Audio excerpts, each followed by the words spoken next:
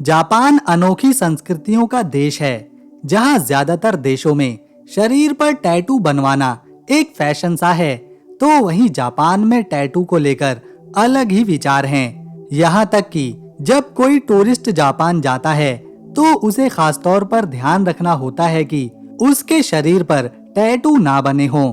अगर बने भी हैं, तो वो उन्हें ढक कर रखे या फिर छुपाकर। जापान में टैटू बनवाने वाले लोगों को अच्छा नहीं माना जाता।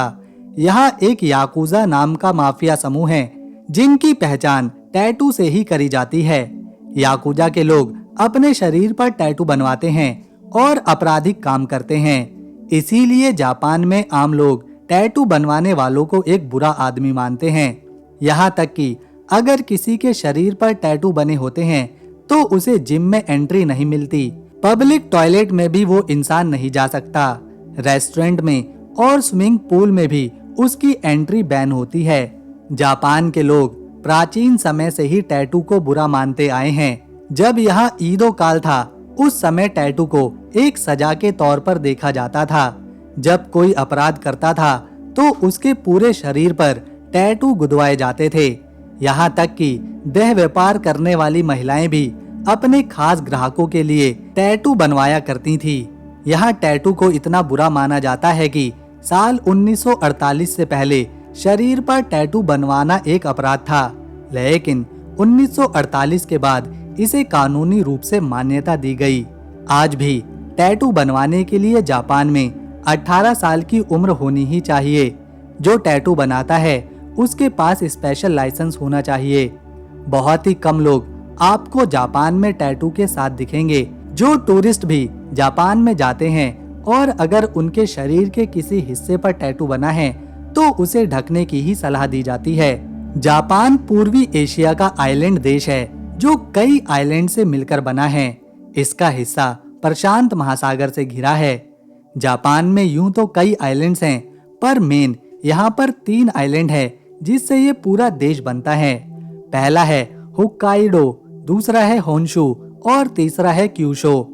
यहाँ का सबसे बड़ा और घनी आबादी वाला शहर टोक्यो है। यहाँ पर 3 करोड़ 50 लाख से भी ज्यादा लोग रहते हैं, जिस वजह से ये शहर दुनिया के सबसे घनी आबादी वाले शहरों में से एक है। टोक्यो में ये है शिबुया क्रॉसिंग, जो दुनिया का सबसे बिजी और फेमस चौराहा है। यह क्रॉसिंग शिबुया स्टेशन के पास मौजूद है। इस चौराहे पर जब रेड लाइट होती है, तो एक साथ सैकड़ों लोग सड़क पार करते हैं, जो इसे और ज्यादा बिजी बनाते हैं। एक साथ सैकड़ों लोगों को सड़क पार करते देखना एक अनोखा अनुभव है। इस क्रॉसिंग से जितनी तेजी के साथ लोग सड़क पार करते हैं, ये उस बात को भी दिखाता है कि टोक्यो के लोग कितने ज्यादा बिजी हैं, कितने ज्यादा तेज हैं और कितने ज्यादा नियमों को मानने वाले हैं। जापान वैसे तो एक आधुनिक देश है, लेकिन यहाँ आज भी ऐसी कई जगह मौजूद हैं जहाँ महिलाओं के जाने पर पाबंदी है।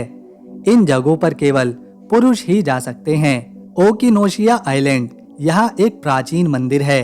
इस आइलैंड को यूनेस्को में जगह दी गई है। इस आइलैंड पर केवल पुरुष ही जा सकते हैं। महिलाओं का मंदिर में जाना तो छोड़िए, आइलैंड पर कदम रखना भी मना है। यहाँ समंदर की देवी की पूजा करी जाती है और साल में केवल 200 पुरुष ही यहाँ पर आ सकते हैं। महिलाओं की एंट्री पर बैन है, जबकि पूजा समंदर की देवी की करी जा रही है और महिलाओं को ही इस तीर्थ स्थल पर जाने से रोक दिया जाता है। महिलाएं इस आइलैंड के पहाड़ों पर भी नहीं चढ़ सकती। यहाँ एक बोर्ड भी है, जिसमें साफ तौर पर लिखा गया है कि महिलाएं यहाँ नहीं जा सकती। इसी तरह माउंट ओमिन है, यहाँ भी महिलाओं का आना मना है। पुरुषों को इस आइलैंड पर जाने से पहले नहाना पड़ता है और महिलाओं को आने की इजाजत नहीं है। दोस्तों, इसके अलावा जापान में सूमो रिंग में भी महिलाओं को घुसने की इजाजत नहीं है और भी कई कड़े नियम हैं, जैसे कि तालाक के बाद महिला को 6 महीने तक दोबारा शादी करने की इजाजत नहीं है। अगर उसे दोबारा शादी करनी है, तो कम से कम 6 महीने इंतजार करना ही पड़ेगा। जापान जहां एक तरफ तेजी के साथ टेक्नोलॉजी को आगे बढ़ा रहा है, तो दूसरी तरफ आज भी जापान में कई ऐसी परंपराओं को निभाया जाता है। हालांकि पहले जितना इनका प्रभाव था, उतना अब नहीं है, लेकिन ये जापान की संस्कृति का एक अहम हिस्सा हैं। ये है शिनकेकाई इलाका, जो कि जापान के ओसाका शहर में मौजूद है। इसे बसाया गया था 20वीं शताब्दी में, जो कि न्यूयॉर्क और लंदन के डिजाइन के आधार पर बनाया गया है। ये जगह बहुत ही फेमस है। यहाँ आपको हजारों गेम्स देखने को मिलेंगे। Tekken, Mustafa, snow bros, Shinchan, Hagemaru, बहुत सारी गेमें, क्योंकि जापान में वीडियो गेम का एक अलग ही क्रेज है। यहाँ की सबसे फेमस बिल्डिंग है सोतन काका। ये सोतन काका टावर, जो कि हिताची कंपनी का है। इस गली में अक्सर काफी भीड़ रहती है और टूरिस्टों का आना जाना लगा रहता है। यहाँ की दुकानों के बोर्ड पर बहुत कुछ लिखा है, लेकिन ये क्या लिखा है हमें भी नहीं पता। जापान में जब लोग ट्रेन या बस में सफर करते हैं और उनकी सीट फुल हो जाती है और अगर कोई बुजुर्ग इंसान आकर खड़ा हो जाता है, तो आमतौर पर उसके लिए सीट खाली नहीं करी जाती। एक जवान इंसान अगर अपनी सीट से उठकर उस महिला या बुजुर्ग आदमी को अपनी सीट ऑफर करता है, तो वो बुजुर्ग या महिला उस सीट को एक्सेप्ट नहीं करते, क्योंकि जापान में जल्दी कोई किसी की मदद नहीं लेना चाहता। यहाँ हर किसी को बराबर ही माना जाता है, किसी में कोई फर्क नहीं किया जाता। जो पहले आता है सीट उसी की होती है।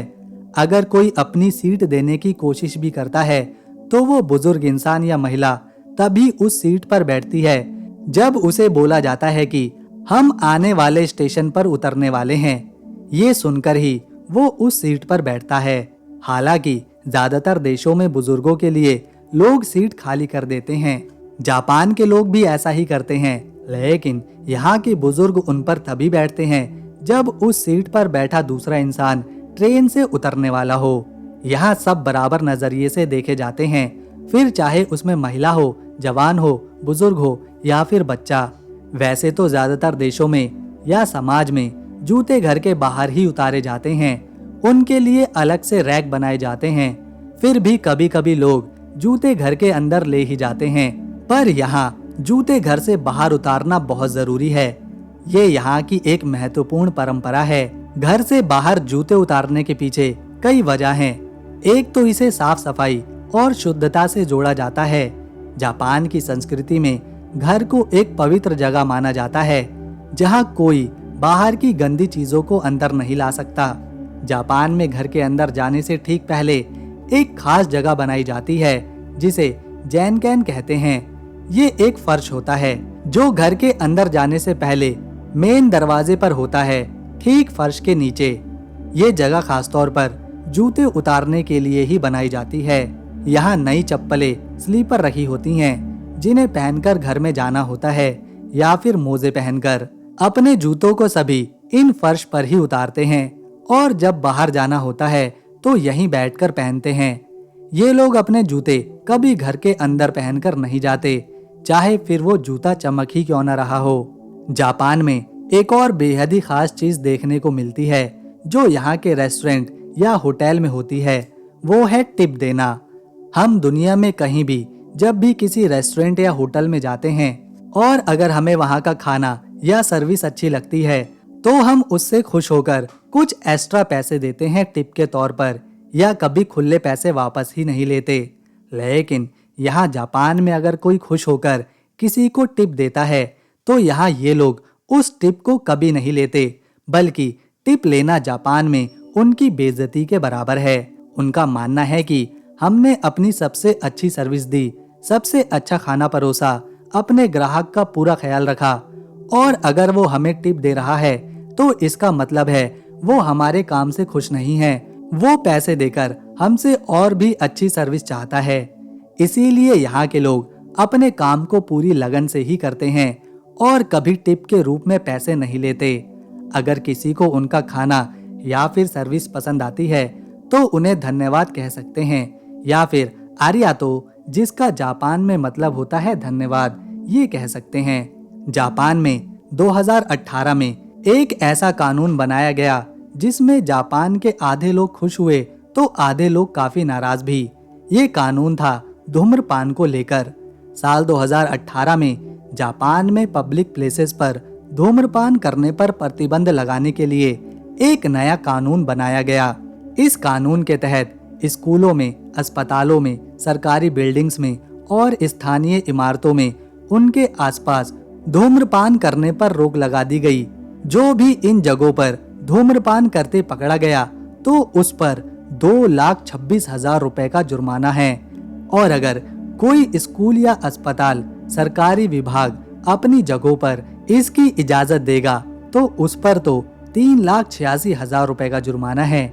जिन्हें धूम्रपान करना है उनके लिए कुछ खास जगह बनाई गई हैं जो इन अस्पतालों, स्कूलों और सरकारी बिल्डिंग से अलग हैं। वहां जाकर अक्सर लोग धूम्रपान करते हैं। इस कानून से उन लोगों को बहुत फायदा हुआ जो धूम्रपान नहीं करते, लेकिन रेस्टोरेंट में, होटल में और बार जैसी जगहों पर ये कानून लागू नहीं होता। लोग रेस्टोरेंट में, होटल में या फिर बार में कहीं भी स्मोकिंग कर सकते हैं। इसी वजह से कई लोगों का मानना है कि इस कानून को अगर लागू करना है तो सभी जगह करना चाहिए, फिर चाहे वो रेस्टोरेंट हो या फिर होटल। जापान के लोग बहुत ही मेहनती होते हैं, इसमें कोई शक नहीं, लेकिन यहाँ काम करने का तरीका काफी अजीब है, जिसे कौशी कहा जाता है। कौशी का मतलब होता है काम करते करते थक कर मर जाना। जापान में लोग इतना ज्यादा काम करते हैं कि कई बार वो थकने के कारण मर ही जाते हैं। इसी परेशानी को दूर करने के लिए यहाँ एक कानून बनाया गया ताकि ज्यादा काम करने वाले लोगों की जान बचाई जा सके। जापान में अक्सर लोग बहुत ज्यादा काम करते हैं, यहाँ तक कि एक हफ्ते में 80-80 घंटे और ओवर टाइम अलग से। इस वजह से हर साल यहाँ पर 2,000 से ज्यादा लोग ज्यादा काम करने की वजह से मारे जाते हैं। ज्यादा काम करने से इन्हें बीमारियां घेर लेती हैं, दौरे पड़ते हैं, हार्ट अटैक आ जाता है, डिप्रेशन के शिकार हो जाते हैं और लोग आत्महत्या तक करने पर मजबूर हो जाते हैं। 1970 में जब जापान विकास कर रहा था तो लोग ज्यादा पैसा कमाने के लिए ओवर टाइम करने में लगे थे। 1980 के दशक में जापान दुनिया की दूसरी सबसे बड़ी अर्थव्यवस्था बन गया।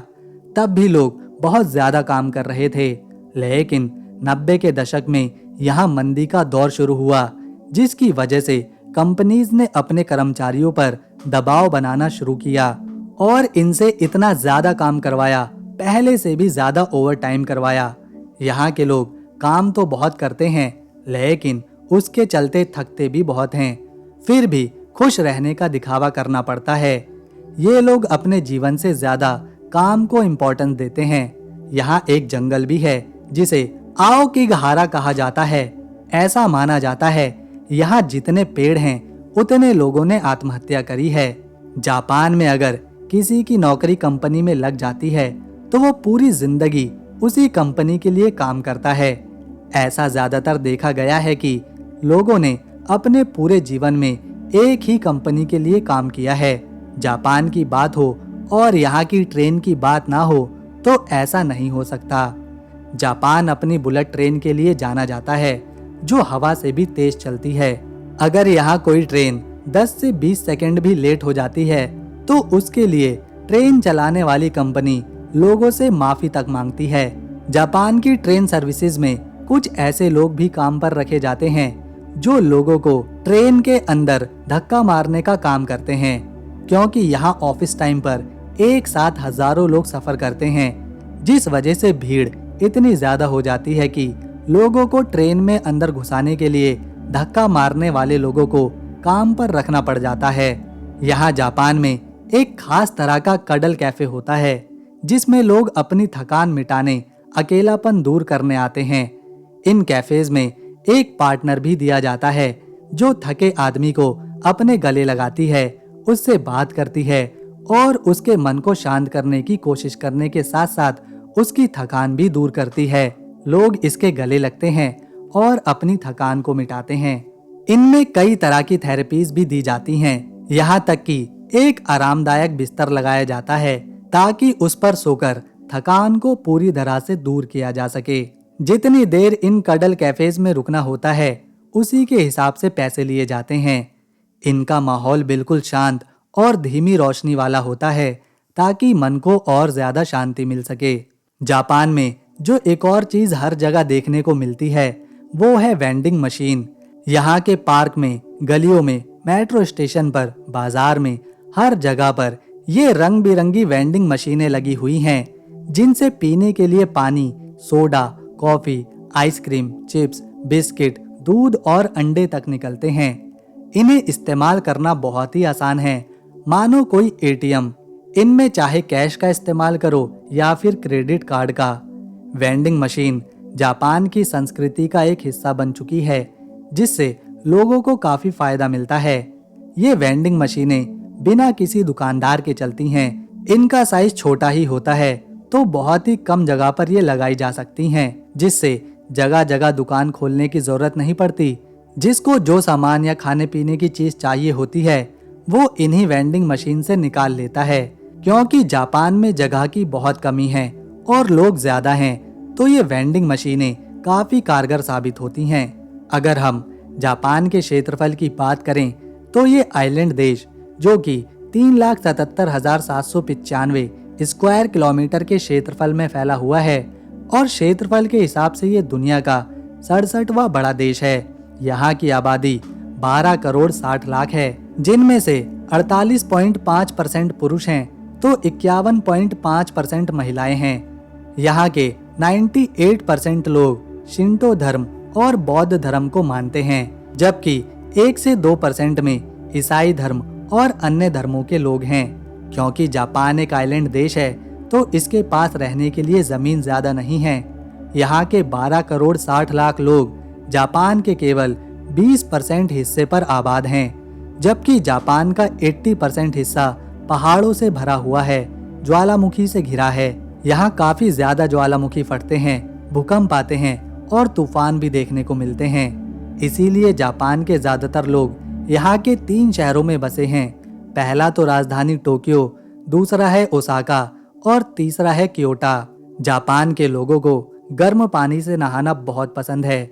प्राकृतिक रूप से निकलने वाले गर्म पानी की जगहों को ऑनसेन कहते हैं। इनमें नहाना जापान की संस्कृति का अहम हिस्सा है। ऑनसेन में नहाने के बड़े फायदे भी हैं, जैसे इनमें नहाने से शरीर में होने वाले दर्द से राहत मिलती है, तनाव कम होता है और थकावट तो पूरी तरह से खत्म ही हो जाती है। जापान में हजारों ऑनसेन मौजूद हैं, जो पहाड़ों की प्रकृति की खूबसूरती के साथ होते हैं। जब जापान के लोग इनमें नहाने जाते हैं, तो अपनी संस्कृति के कपड़े पहनते हैं। ऑनसेन भी 3 तरह के होते हैं, जिसमें से एक है यूचू, इसका पानी बहुत गर्म होता है। दूसरा है जुकू, इसमें पानी नहाने लायक होता है, जिससे काफी ज्यादा फायदा मिलता है। और तीसरा है काकुजुकोन, ये निजी होते हैं और परिवार या दोस्तों के साथ लोग इसमें नहाते हैं।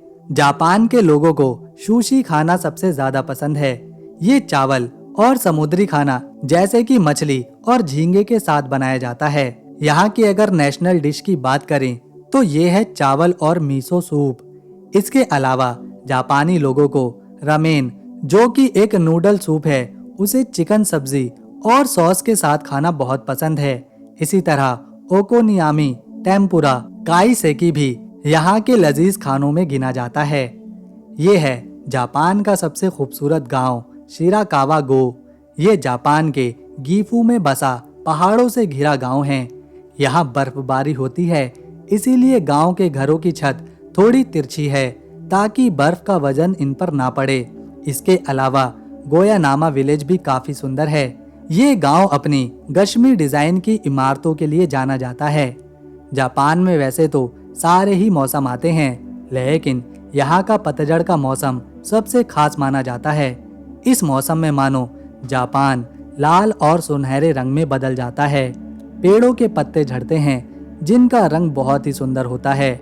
यहाँ का पतझड़ का मौसम इतना फेमस है कि टूरिस्ट तक इसे देखने आते हैं। जापान की अनोखी संस्कृति, मॉडर्न टेक्नोलॉजी और खूबसूरती को देखने हर साल 40 लाख से ज्यादा टूरिस्ट यहाँ पर घूमने आते हैं। तो दोस्तों, अगर आपको जापान की हमारी ये वीडियो और इन्फॉर्मेशन पसंद आई, तो इसे एक लाइक दें, शेयर करें और चैनल को सब्सक्राइब कर बेल आइकन दबाएं, ताकि ऐसी ही और नई वीडियोस हम आपके लिए लाते रहें। हम मिलेंगे नेक्स्ट वीडियो में, तब तक के लिए नमस्कार, अपना ख्याल रखें।